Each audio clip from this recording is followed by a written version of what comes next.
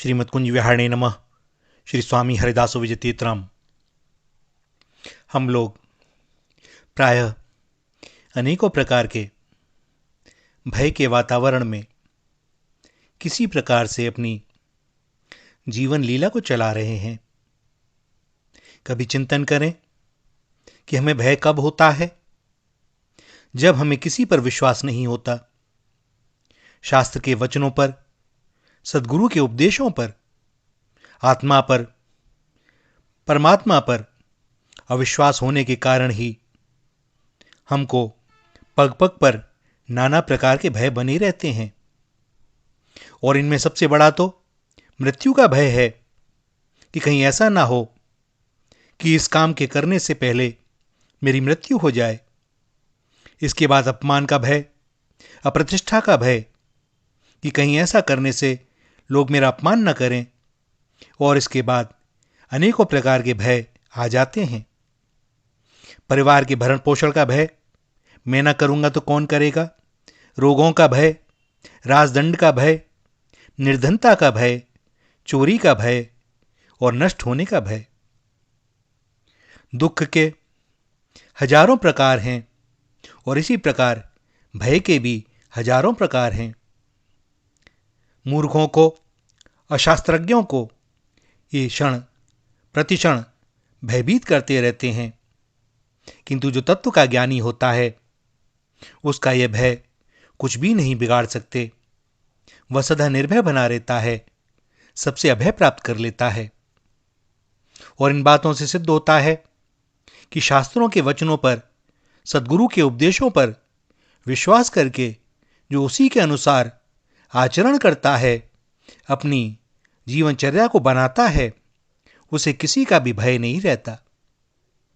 जैसे शास्त्र ने कहा कि राम नाम जपने वाले को किसी का भी भय नहीं करना चाहिए, क्योंकि राम नाम सभी दुखों की एकमात्र औषधि है।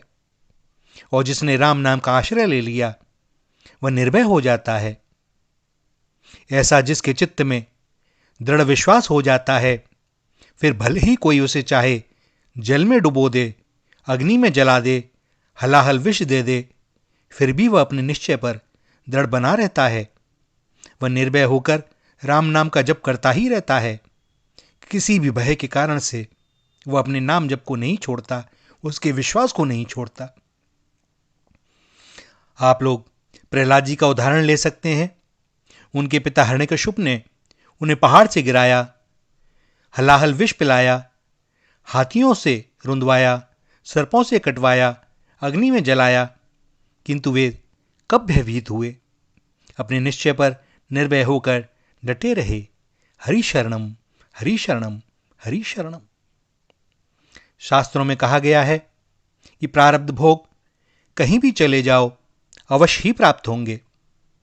प्रारब्ध को दैव भी अन्यथा नहीं कर सकता। तो इस पर दृढ़ रहने वाला व्यक्ति निर्भय होकर कहीं भी चला जाएगा, क्योंकि उसका विश्वास है कि समय से पहले मृत्यु आ नहीं सकती, और यदि आ गई है तो उसे कोई रोक नहीं सकता।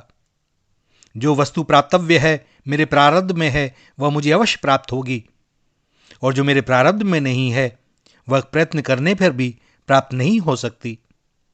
और यदि कर्मवश वह प्राप्त हो जाती है तो रहेगी नहीं, और उसके लिए दुखी होने का कोई विषय नहीं है। ऐसे निश्चय वाला व्यक्ति किसी भी काल में, किसी भी देश में, किसी भी व्यक्ति से भयभीत नहीं होता। वह सदा अभय बना रहता है। भगवान पर, शास्त्र के वचनों पर दृढ़ विश्वास करके बिना संदेह के निर्भय होकर अपने कर्तव्य कर्मों को करते रहने का नाम अभय है।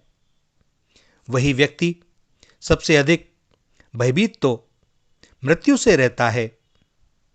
मृत्यु का भय हमें क्षण प्रतिक्षण लगा ही रहता है, क्योंकि मरना हम में से कोई नहीं चाहता। किंतु भैया, ब्रह्मलोक तक पतन का भय है। एक निरापद निर्भय स्थान तो भगवान के श्री चरणारविंद ही हैं, जिन पर भगवत भक्तों का भगवान के अरुण वरुण चरणारविंदों के मकरंद की सुगंध पर पूर्ण विश्वास है। वे ही अभय रह सकते हैं। अतः अविश्वासी को ही भय होता है, और जो विश्वासी होता है वह सदा अभय बने रहता है।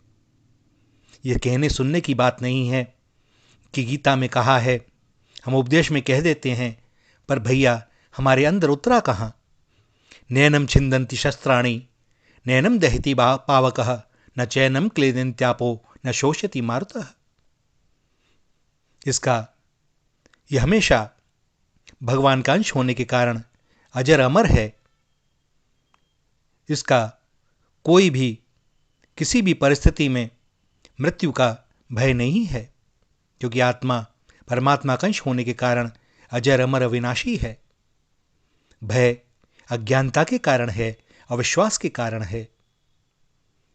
देह जिसने जन्म लिया है उसकी तो एक निश्चित समय पर नष्ट से होना ही है, सो उसका दुख कैसा? सभी जा रहे हैं, जो नियम है वह नियम तो मानना पड़ेगा ना।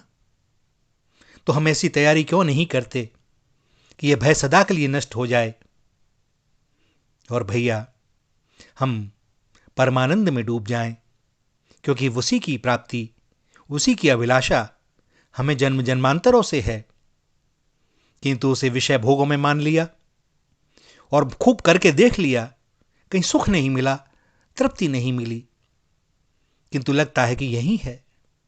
भैया यही नहीं है। इस संसार को दुखालय कहा गया है। सो जब भी यहां सुख भी प्रतीत होगा तो वास्तव में वह दुख ही है। यह परिस्थिति और हमारे चित्त की उस समय की जो स्थिति होती है उसके अनुसार हमें सुख दुख का भान होता है।